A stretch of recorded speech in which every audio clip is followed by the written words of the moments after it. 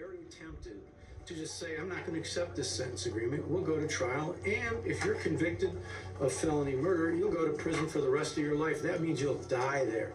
That's what I'm tempted to do.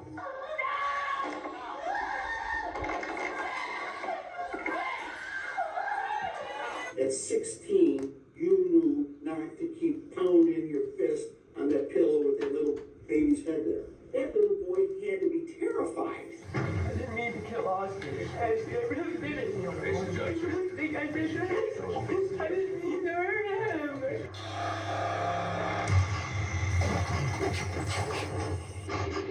With 14-year-old Philip Chisholm. He is pure evil, and evil can never be rehabilitated. You must imprison this killer for the rest of his life. A ninth grader who's in court for murdering his 24-year-old school math teacher, Colleen Ritzer, on October 22nd, 2013. Colleen was known for her dedication to her students, and on that fateful day, she had asked Chisholm to stay after school for additional lessons. Little did she know that her kindness would lead to a horrific end. Chisholm came prepared with a knife, a change of clothes, and gloves. He followed her into a restroom where he took her life. His brutality didn't stop there. He robbed, assaulted, and abused her. Afterward, he disposed of her lifeless body by placing it in a garbage bin and dragging it behind the school.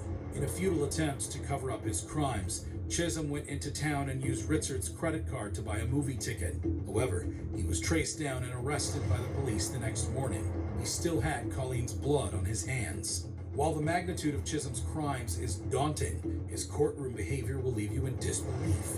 Philip Chisholm faced multiple charges, including murder, aggravated rape, and armed robbery. Throughout the court proceedings, Chisholm displayed a shocking lack of remorse, even as the victim's father read his statement. The killer knew exactly what he was doing and has never shown remorse. His demeanor and actions demonstrated a complete disregard for the gravity of his crimes and the immeasurable pain he had inflicted on Colleen Ritzer's family, even in the face of a touching tribute by Colleen's brother. Put this animal behind bars for the maximum possible sentence. Do not give this coward the opportunity to shatter another family's lives. Chisholm remained cold and unrepentant. His attorneys claimed that he was mentally unstable. That didn't work. In February 2016, the court will impose the mandatory life sentence for the murder of Colleen Ritzer and set a parole eligibility date of 25 years, the highest level our law allows. However, while Chisholm's reaction could certainly be dismissed as an effect of a mental illness, the same can't be said for the case of 19-year-old Brandon Spencer, who allegedly started shooting at a crowded Halloween party on the campus of the University of Southern California in Los Angeles. I'm sorry for what happened in London, but I think you like in prison. 4 individuals were injured in the shooting, but fortunately, there were no fatalities. That if you are so intent on killing someone that you're willing to shoot them and at the same time open fire into a crowd. Following the shooting, Spencer was detained by the Los Angeles Police Department for questioning. A couple of days later, he was charged with 4 counts of attempted murder. The prosecution argued during the trial that the shooting was the result of an ongoing feud between Spencer and a rival gang member, noting that Spencer himself was a documented and well-known gang member. I'm not a bad person, but I made mistakes. I'm not just some gangbanger that she tried to portray me as. Despite the horrifying nature of Spencer's offenses, his actions during the trial managed to shock everyone present. Throughout the trial, Spencer maintained his innocence, but the jury disagreed. Spencer also pleaded his case. The judge sentenced Brandon Spencer to 40 years to life in prison for the 4 counts of attempted murder. When Spencer heard his sentence, this was his reaction.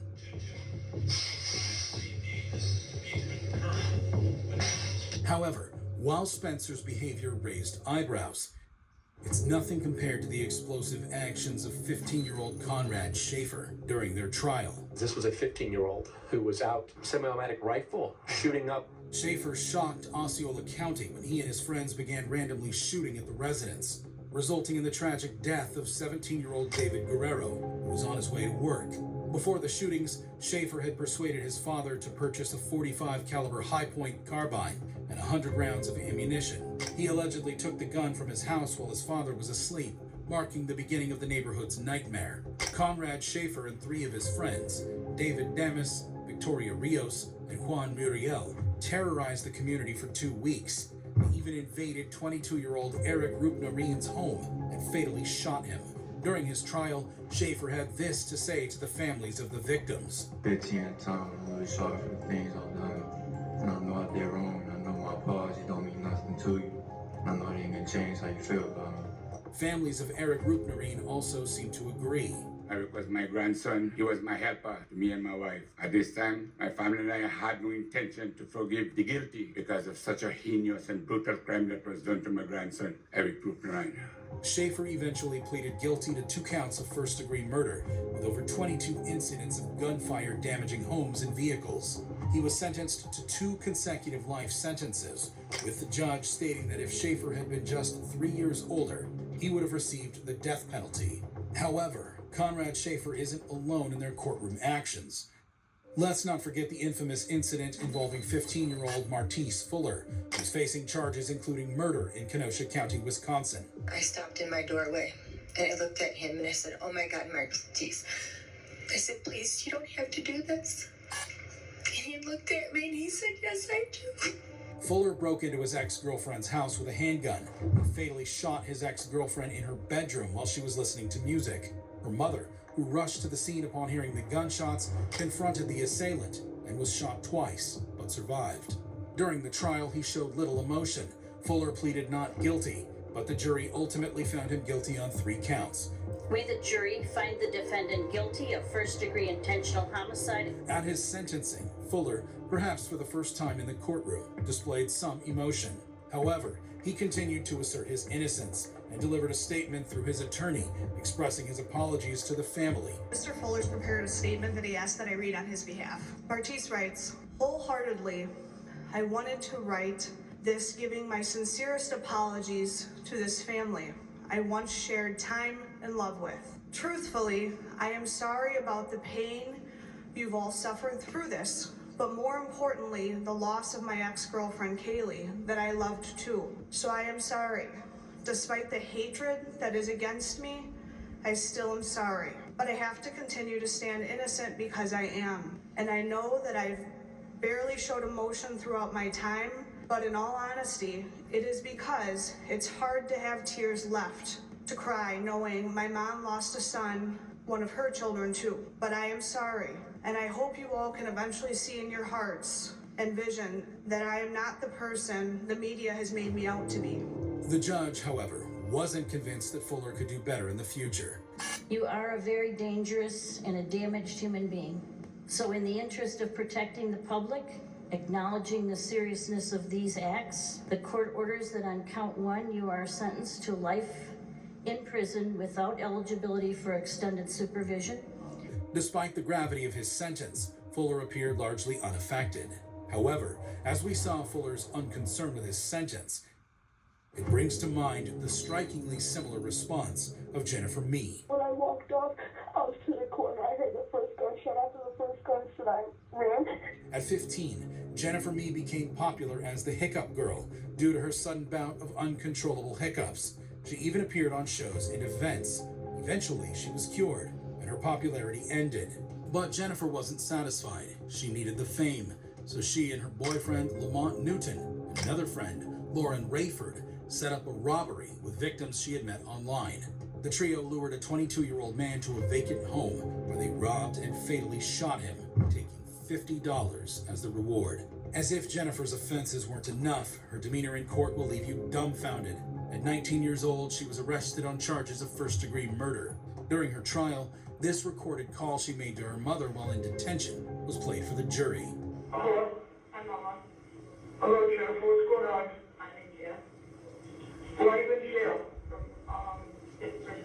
Murder, first degree. Who'd you kill? They all went wrong with me. Who are you trying to kill, Jennifer? Nobody would be able to have something like that, Mom.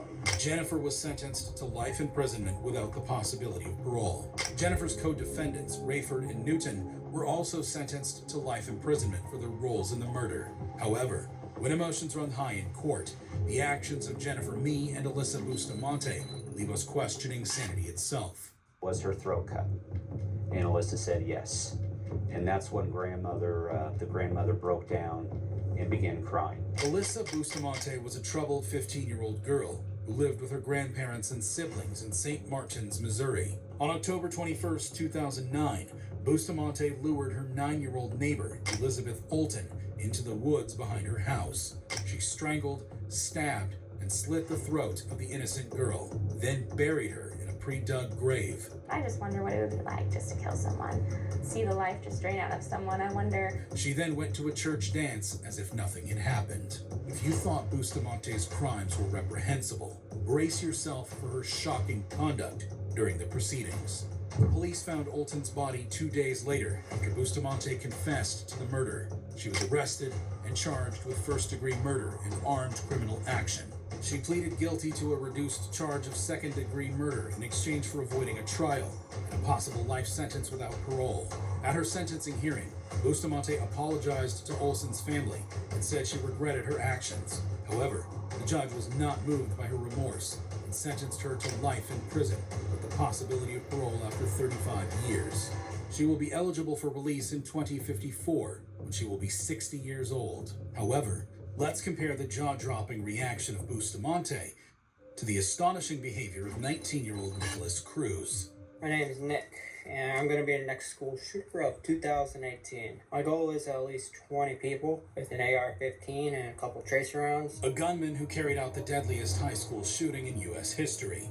Cruz killed 17 people and wounded 17 others at Marjorie Stoneman Douglas High School in Parkland, Florida, on February 14th, 2018. Oh my God! He used a semi-automatic rifle that he had legally purchased a year earlier. I came out and asked him, what are you going to do with the rifle? And the reply was, I go shooting with my friends on the weekends. I just want my own stuff. Despite the horrifying nature of Cruz's offenses, his actions during sentencing managed to shock everyone present. Cruz was arrested and charged with 17 counts of premeditated first-degree murder and 17 counts of attempted first-degree murder. He pleaded guilty to all the charges, admitting his responsibility for the massacre. What's going on today, bro? The demons, man. Demons? Voices. Voices and demons? Where's the voices? Where the am I? Holy what happened? Shut up. The jury could not reach a unanimous verdict on whether to recommend the death penalty for Cruz. As a result, he was automatically sentenced to life in prison without the possibility of parole for each of the 17 murders, as required by Florida law. He was also sentenced to an additional 34 life sentences for the attempted murders. At his sentencing, Cruz attempted an apology. I am very sorry for what I did, and I have to live with it every day. And that if I were to get a second chance, I will do everything in my power to try to help others. And I am doing this for you, and I do not care if you do not believe me. And I love you, and I know you don't believe me, but I have to live with this every day. Cruz showed no remorse or empathy for his actions and instead wore a red prison jumpsuit, glasses, and a mask. He even laughed at one point during the proceedings. Cruz's lack of emotion and his escape from the death penalty outraged and disappointed many of the victims' relatives who had hoped for a different outcome. However, while it was clear that Cruz didn't care about the years he was going to spend in jail, his behavior in court was very different to that of 19-year-old Keandra Cook, a high school student who used a dating app to set up a robbery scheme with her boyfriend, Kendrick Bass. Cook lured Perry Nida, a Palm Coast man, to a secluded spot in South Daytona, where Bass and others attacked him and his friend, Emmanuel Purcell, who had accompanied him. Bass shot Purcell in the chest, but luckily he survived. However, what Cook did in the courtroom was even crazier. Cook was arrested and charged with principal to carjacking with a deadly weapon and principal to aggravated battery with a deadly weapon. Guilty of all three charges, sentence you to 20 years in state prison.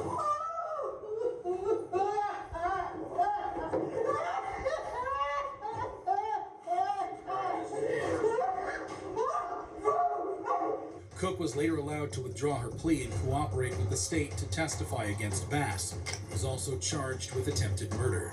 She entered a new plea deal and received a reduced sentence of 11 years in prison and 20 years of probation. You got good in you, and I think you got potential. Don't lose sight of that. She apologized to the victims and their families. I just want to say that I'm sorry for doing wrong, and I said that I didn't mean to abuse communication. My boyfriend and his friends get angry to do this. However, This wasn't the only time a convict freaked out during their sentencing.